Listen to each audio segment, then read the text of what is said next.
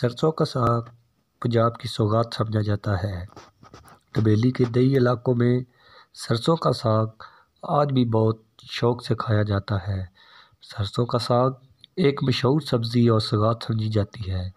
اگر ساگ کو دیسی گھی کا تڑکا لگا ہو، مکئی کی روٹی اور ساتھ لسی ہو تو سرسوں کا ساگ مزہ دوبالا کر دیتا ہے۔ علاقے کے لوگ اس سوغات کو بڑے شوقین کے ساتھ کھاتے ہیں۔